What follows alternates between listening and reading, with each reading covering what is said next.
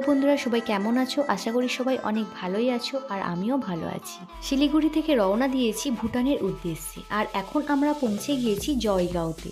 এখনই আমরা বাস থেকে নামলাম। তো এই বাসটিতে করে আমরা এসেছি আর প্রচুর খিদে পেয়েছে, তাই একটা রেস্টুরেন্টে আসলাম। আর আজকের দুপুরে লাঞ্চটা এই বিরিয়ানিতেই কমপ্লিট হবে। চিকেন গ্রেভি দিয়ে চিকেন বিরিয়ানির টেস্টটা জাস্ট অসাধারণ। যাই হোক, খাওয়া দাওয়া কমপ্লিট করে এখন আমরা আমাদের রুমে চলে এসেছি।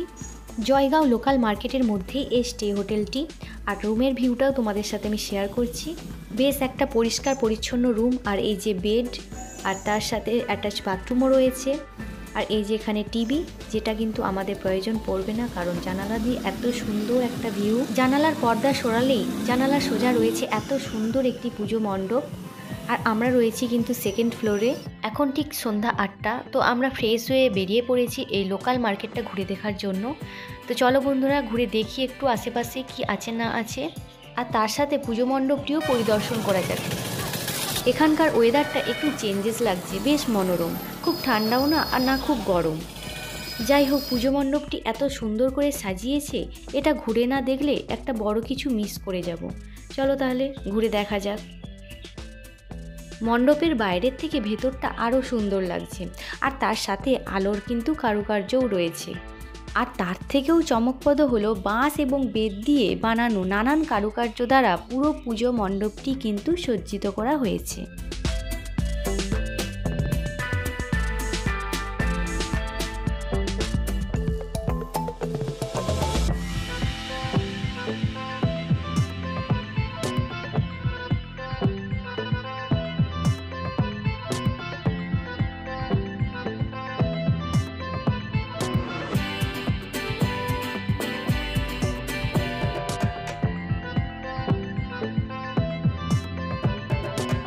তো বন্ধুরা, মণ্ডপ পরিদর্শন করে এবার বাইরে চলে আসলাম মার্কেটের মধ্যে। আর এখানে বিভিন্ন ধরনের কসমেটিক অর্নামেন্টস রয়েছে। তো পরপর অনেকগুলি দোকান কিন্তু রয়েছে। তো চলো ঘুরে দেখা যাক।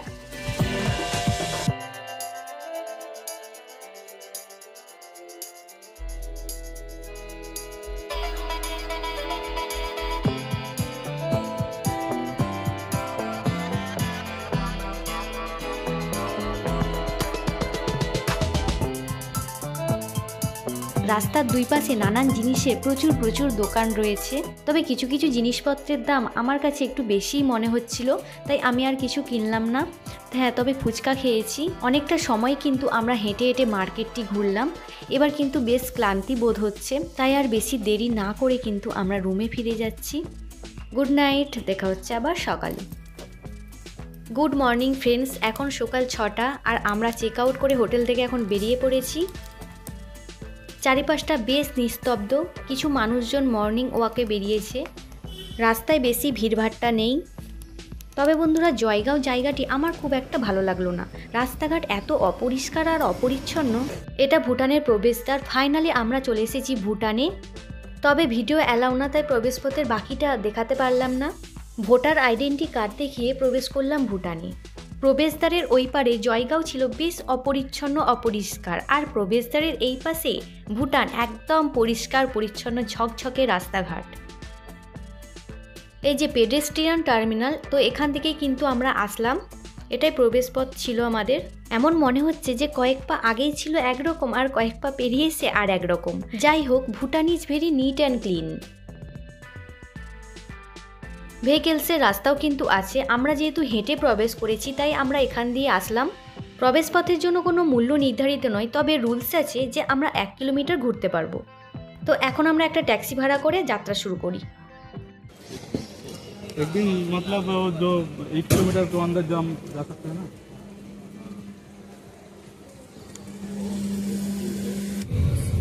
आपका नाम क्या है?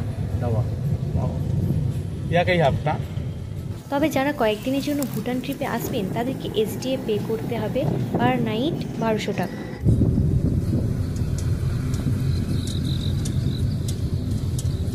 आप लोग तो इंडिया जा सकते हैं ना? पूरा इंडिया घूम सकते हैं विदाउट पासपोर्ट। हम लोग को सिर्फ 8 किलोमीटर देता है। हम लोग को पूरा दे देता है। এটা একটা ভিউ পয়েন্ট। আমাদের ট্যাক্সি দাদাভাই গাড়ি থামালেন এবং আমরা নেমে এখানে কিছুক্ষণ ঘোরাঘুরি করলাম। বেশ সুন্দর জায়গাটা।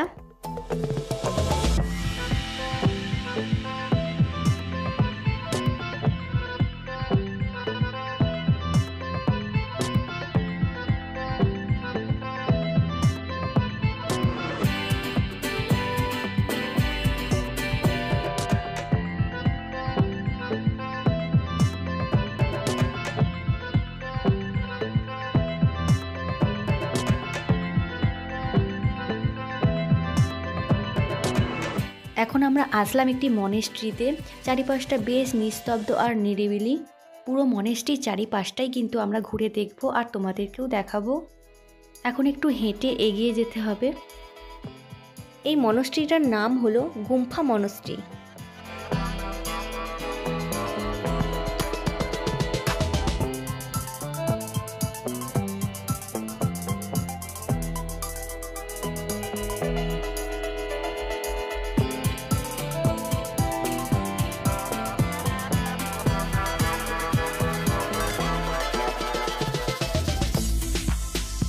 কয়েকটা সিঁড়ি দিয়ে আমরা ওপরে উঠে আসলাম, বেশ অনেকটাই ওপরে এই মনেস্ট্রিটা।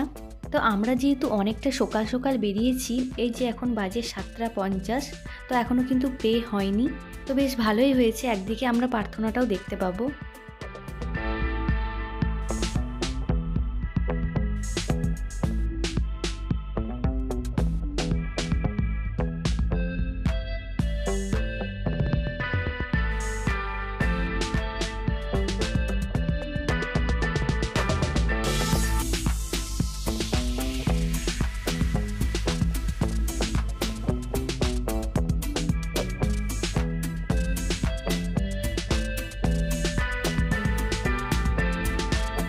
এত সুন্দর লাগছে চারিপাশটা, এত সাজানো গোছানো। এখন প্রার্থনার সময় হয়ে গেছে, সবাই মনেস্ট্রির ভেতরে প্রবেশ করছে। তো আমরাও এগিয়ে যাব এবং শুনবো, দেখব। তো ভিডিও অ্যালাউ না, তাই আর তোমাদের সাথে শেয়ার করতে পারছি না। মনেস্ট্রির ভেতরে প্রবেশ করার সাথে সাথেই মনেস্ট্রির ভেতরের পরিবেশটা এতটাই শান্ত যে মনের মধ্যে এক অদ্ভুত শান্তি বিরাজ করে। মনেস্ট্রি মানেই হলো মনের মধ্যে এক অদ্ভুত শান্তি এবং ভক্তি অনুভূতির বিরাজমান। একদিকে রয়েছে এত সুন্দর ছবির মতো এক মনেস্ট্রি, আর তার অপর দিকে শির উঁচু করে দাঁড়িয়ে রয়েছে পাহাড়ের চূড়াগুলি। যাই হোক, এই শান্ত পরিবেশে বেশি কোলাহল না করে পুরো মনেস্ট্রিটা নিজেও ঘুরে দেখি আর তোমাদেরও ঘুরিয়ে দেখাই।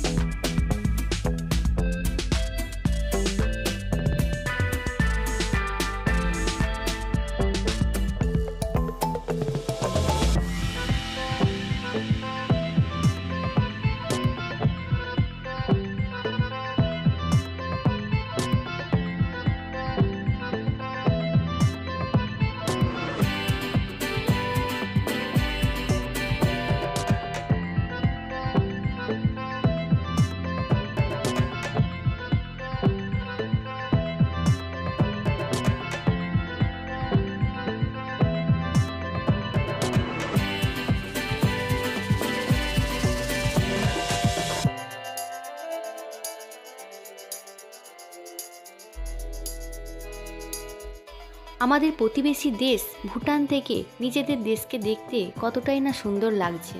পাহাড়ের কোলে কুয়াশায় মোড়া এই শহরটিই হলো জয়গাঁও। এই মনেস্ট্রি থেকে জয়গাঁও শহরটিকে অতি স্পষ্টভাবে দেখা যাচ্ছে। এখানে আর আমরা বেশি দেরি করব না, এখান থেকে বেরিয়ে এবার আমরা চলে যাব আরও একটি মনেস্ট্রিতে।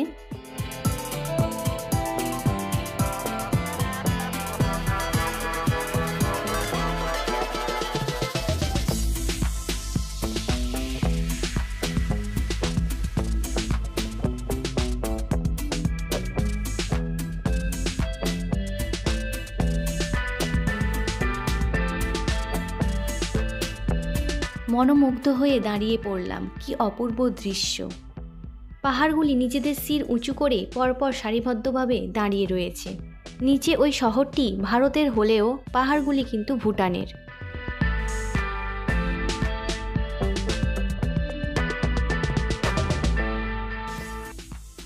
আমরা চলে এসেছি আরও একটি মনেস্ট্রিতে।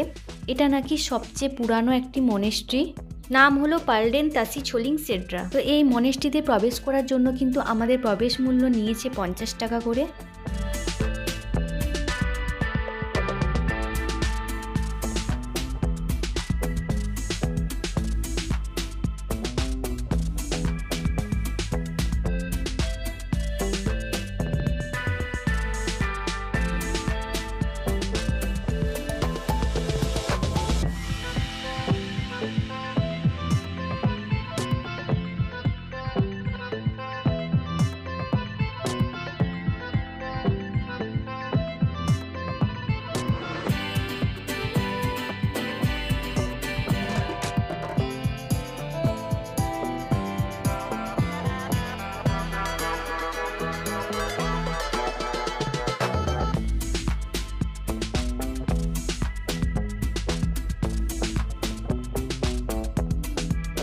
এই মনেস্ট্রিটা খুবই বড় এবং সুন্দর কাঠের কারুকার্য রয়েছে।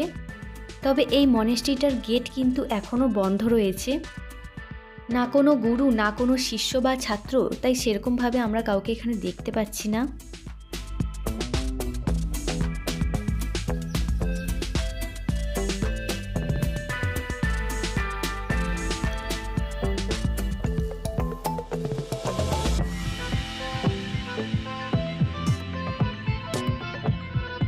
বেশ সুন্দর মনেস্ট্রি আর বেশ সুন্দর পরিবেশও। তো এখন আমরা এখান থেকে বেরিয়ে পড়েছি আমাদের নেক্সট ডেস্টিনেশনের উদ্দেশ্যে। রোড সাইডের ভিউটা দেখো বন্ধুরা, জাস্ট ফাটাফাটি, একদম অন্য লেভেলের, এত ভালো লাগছে। ভুটানের রোড রুলসও কিন্তু খুবই স্ট্রিক্ট, খুবই ভালো। কোনো গাড়িকে ওভারটেক করে যাওয়ার নিয়ম নেই। এমনকি জেব্রা ক্রসিংয়ে যদি কোনো মানুষ হেঁটে এপার থেকে ওপার হয়, তাহলে কিন্তু সামনে চলে আসা গাড়িকে দাঁড়িয়ে যেতে হবে। এবং কোনো পথচারী কিন্তু কোনো প্লাস্টিক বা কাগজ যেখানে সেখানে পথের মধ্যে ফেলতে পারবে না, ডাস্টবিন ইউজ করতে হবে। খুবই ভালো রুলস, তাই না বন্ধুরা? ভুটানের রাস্তাঘাট একদম ধাঁ চকচকে, পরিষ্কার পরিচ্ছন্ন। ভুটানের যে কোনো জায়গাতেই তুমি যাও না কেন, নিট অ্যান্ড ক্লিন রাস্তা এবং জায়গা তুমি পেয়ে যাবে।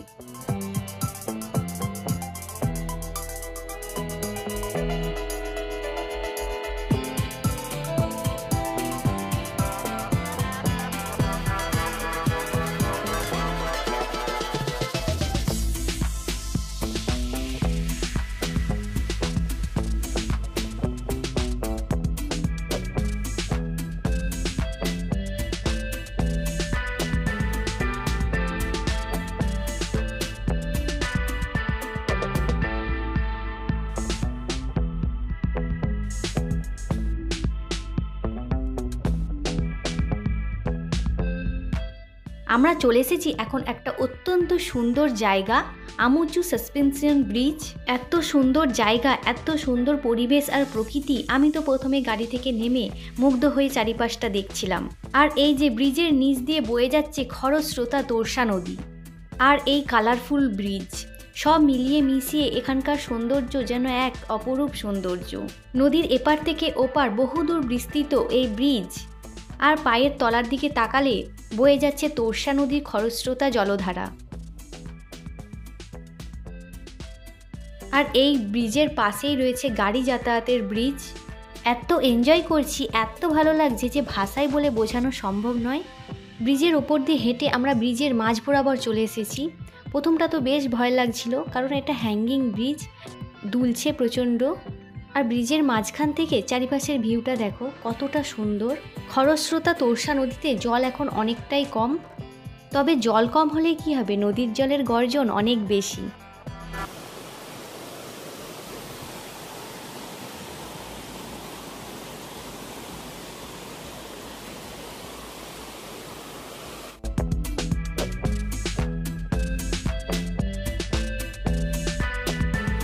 যানবাহন চলাচলের যে এই ব্রিজের ওপর দিয়ে আমরা এখন হেঁটে চলেছি।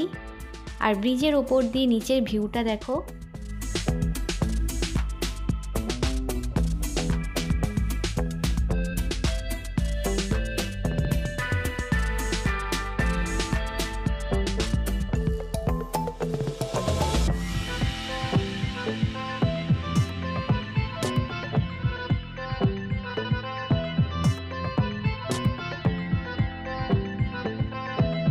আমরা যেহেতু অনেক সকাল সকাল বেরিয়েছিলাম তাই আমাদের ব্রেকফাস্টও করা হয়নি, তাই ব্রেকফাস্ট এবং লাঞ্চ দুটোই একসাথে আমরা কমপ্লিট করব। তাই আমরা চলে এসেছি একটা হোটেলে, আর আমাদের খাওয়ারও এই যে দিয়ে দিয়েছে। অর্ডার দিয়েছিলাম ছোলা ভাটুরা, তার সাথে কিন্তু দিয়েছে একটা দুর্দান্ত স্বাদের কাসুন্দি। কাসুন্দির টেস্টটা সত্যিই আমার খুব ভালো লেগেছে। যেহেতু এটা বাঙালি হোটেল তাই লক্ষ্য পড়লই যে মা কালীরও কিন্তু ছবি রাখা রয়েছে।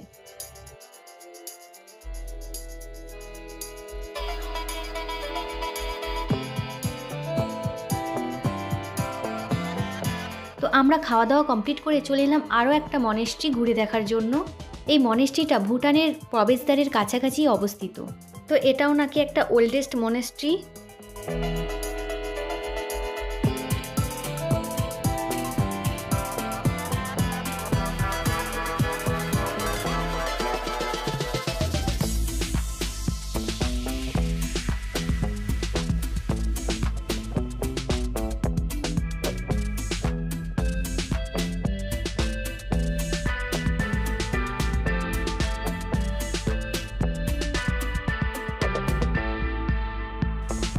বৌদ্ধ ধর্মাবলম্বী মানুষেরা খুবই শান্ত এবং ধীর প্রকৃতির হয়ে থাকে। এতটা পথ আমরা ঘুরলাম, কোথাও কোলাহল বা চিৎকার চেঁচামেচি কিন্তু আমরা দেখলাম না। এই কারণেই হয়তো ভুটানকে শান্ত এবং হাসি খুশির দেশ বলা হয়ে থাকে।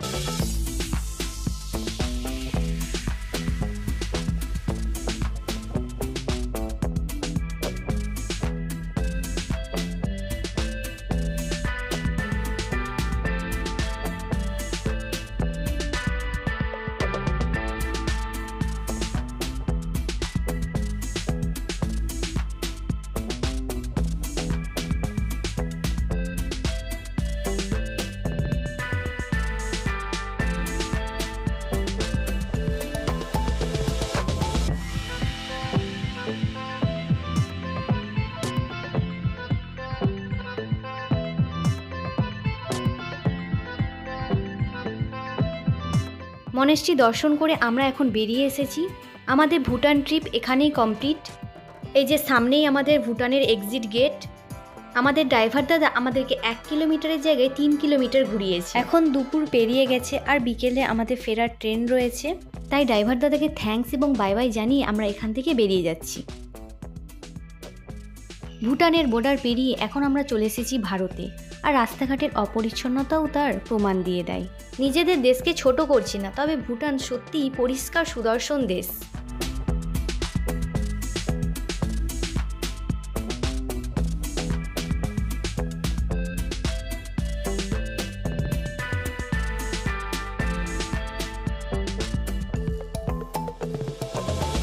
আমরা চলে এসেছি হাসিমারা স্টেশনে, আর কিছুক্ষণের মধ্যে কিন্তু আমাদের ট্রেনও চলে এসেছে।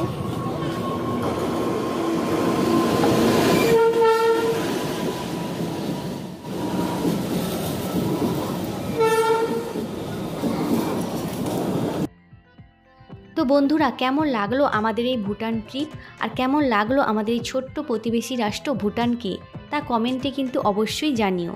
আর ওয়ান ডে ভুটান ট্যুর কিন্তু এক্সপেন্সিভ নয়, খুবই বাজেট ফ্রেন্ডলি, তাই অবসর টাইম পেলে একবার কিন্তু ঘুরে আসতেই পারো।